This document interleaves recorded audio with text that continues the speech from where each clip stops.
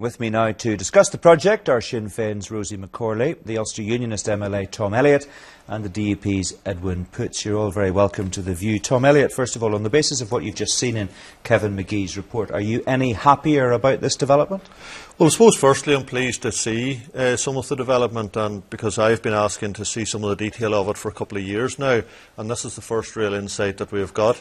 But I think the question you must ask is it going to be broadly acceptable to the vast majority of people? And I don't think it is. Why not? Well, simply because there is a large section of the community I don't think is going to accept it, and it's going to be seen as telling the story, whether that's whatever way that's told by one section of the community. And I don't think you're going to see the Prison Officers Association, you've just heard Finlay Spratt, having anything to do with it. Well, we heard Shauna Walsh, a former IRA prisoner, saying there he concedes that everybody's story needs to be told. Plum Smith said people who visit the centre will see that violence doesn't pay.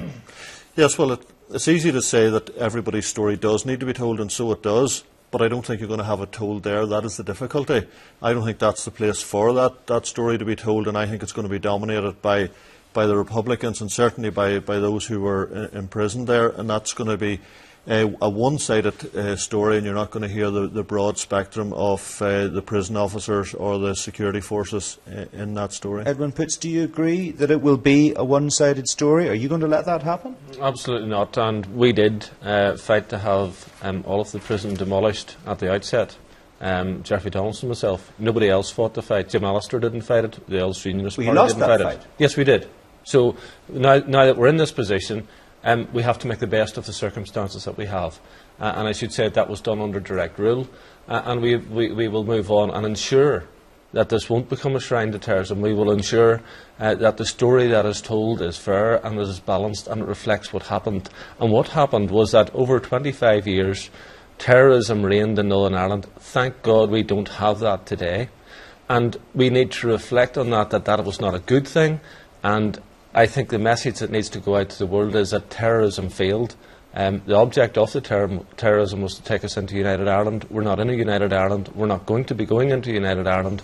And therefore, all of the efforts that was put forward by the Provisional IRA and others was a failure. OK, Rosie McCorley, is that the story that you think this Peace and Reconciliation Centre is going to tell, that terrorism ruled here for a time, but that terrorism failed? Well, Mark, what I believe we have here is an absolutely great opportunity.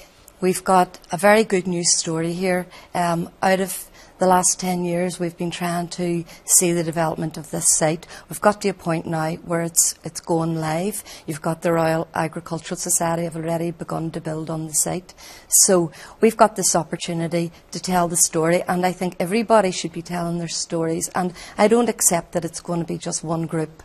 It will be a Republican story that we're going to hear, because there were 25,000 Republican prisoners there. There were Loyalist prisoners, there were prison officers, RUC, teachers, Open University people. But is part of it, Rosie McCorley, that the story of republicanism, the Republican struggle, as you might see it be told, should it vindicate the struggle that you yourself took part in? Is that important for you?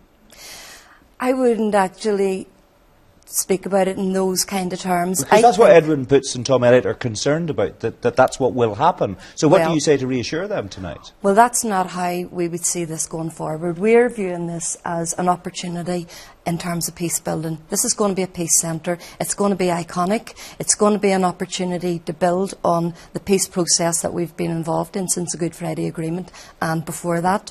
What we have is an opportunity to tell the world our story and to share that experience internationally. So you've accepted that, Edwin Poots. It's an opportunity to engage in peace building. Let's be blunt. You can't have a peace centre which actually says terrorism was a good thing. Rosie McCorley hasn't said that. Yes, a peace centre will have to be a demonstration that terrorism was wrong. And if there's 3,600 people lost their lives in Northern Ireland, we can't look back on that and say that was a good aspect of Northern Ireland's history. We can look back on that and say to others, that's a way not to go. That was where Northern Ireland got it wrong. That's what Plum Smith said. Yes, absolutely. And that is the message that has to come out of a Peace and Reconciliation Centre. Never again should Northern Ireland get into those circumstances, and it shouldn't be happening in other parts of the world. And that's the message that needs to go out from Northern Ireland. Learn from our mistakes. What's wrong with that, Tom Elliott? What part of that do you not agree with? The problem is we're not going to have it there simply because you're going to have a one-sided story. Well, how's it going to be a one-sided story? Because you just heard from Finlay Spratt, and I'm aware of other organisations, particularly from the security force side, who will not partake in it, who will not participate in it. So that is why you're not going to hear their story there. And that is the real difficulty. If they're not prepared to tell their story, they can't complain if their story's not told. But they want to tell their story. But they're not going to tell it in there because it's going to be dominated, and they see. But it's not going to be dominated. Let's look. Another part of this plan is the World War II exhibition, which will take place alongside the H Block and the hospital. Yes. So that's a story that the community you represent would be much more interested in being told. And that's part of the plan. Of course, the Ulster Aviation Society, and that's good to have them there. But the problem is that doesn't reflect on what happened in the Troubles, and it doesn't tell the story of the security forces, it doesn't tell the story of the prison officers. I just can't, for the life of me, understand why it wasn't even delisted, those buildings, and clear it away. We need a peace centre, certainly. Quite happy with that. Why not have it at somewhere like the Titanic Centre, where it's neutral to everybody? But this isn't a neutral centre. Yeah, but you can't pretend that our collective history in this part of the world didn't happen. I mean, bringing in the bulldozers doesn't help anybody to understand the lessons of the past, does it? Not disagreeing with that whatsoever. But that's what Finlay Spratt said. You were agreeing with him a minute ago. The problem with this is being told from one side of the community. That is the difficulty with having it in the maze. That's the difficulty with having the H blocks remained. If they would have taken the H blocks away and put the Peace Centre at somewhere like the Titanic Centre, I think most people could have lived Well, that's with it. clearly not going to happen. You're no less of a unionist than Tom Elliott. How come you can accept this and he can't, Edwin? I'm not sure where Tom's coming from on this at all, because on the board of the Maze Development Panel is a former Assistant Chief Constable who was an RUC man all of his life.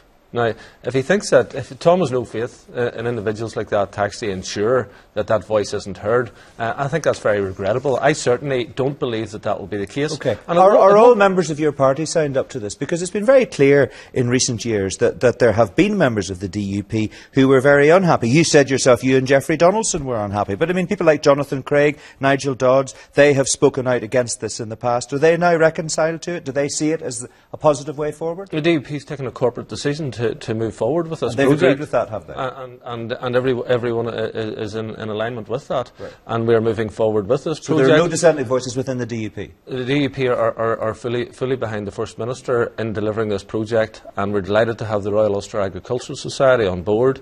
I attended the meeting when the RUAS decided to make that move as a member of that organisation. But that's not controversial. We're talking about the controversial aspect of the development. When is it going to happen in your view? We've seen tonight for the first time on this programme what the plans are going to look like, the stage that they're at, quite a developed stage now. We gather there could be planning permission granted by Easter, but when's it actually going to happen? In my view, the sooner the better. Because just like policing and justice debate that took place where people were saying we're going to get Jerry Kelly as our Justice Minister, that was dealt with. Okay. If this actually happens, the rumours, the scaremongers will be dealt with, and people will see the facts, and it will not be a Republican shrine. When do you think it's going to be built and be open to the public to come along and make up their own minds, Rosie McCorley? Well, I expect to see it coming live in the next year or two. I don't see any reason to delay it. Do you see no reason for further delay? I don't see any reason. And you were saying about when can we expect to see visitors there. The sooner the better, but there have been thousands of visitors have already visited the site, so there is definitely a market for it, there's an audience for it, and a real enthusiasm. People do want to visit there and learn. Tom Elliott, you are now, it seems, dramatically out of step with the majority unionist position. Edwin Poots says the DUP has taken a corporate decision on this, they've signed up to it, the sooner it opens the better. And you're saying, you're still calling for the bulldozers. You think it shouldn't be happening. It's going to happen. Are you going to continue to oppose it, or are you going to accept the fact that you've lost out on this one and you need to make the best job of it that you can? Well, I think who I'm not out of step with is the vast majority of victims of this province. The victims who have suffered terribly throughout the Troubles, people who have had their loved ones murdered, the people who have been very badly injured, those people are saying they don't want it. Those people are saying that they don't want it there. Victim's identity.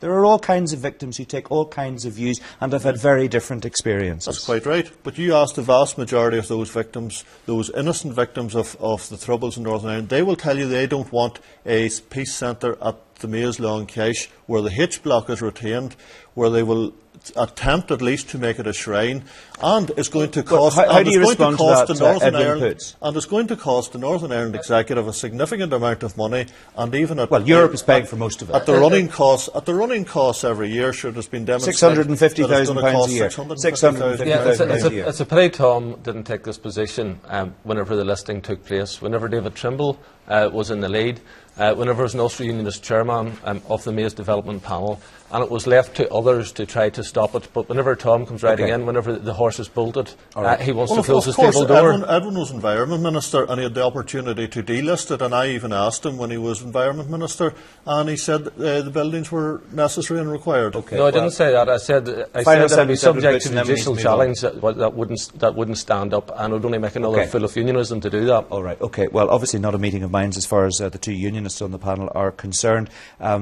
We will watch developments with interest over the coming weeks and months. Thank you all very much indeed for joining us on the programme. Rosie McCorley, Tom Elliott and Edwin Poots there.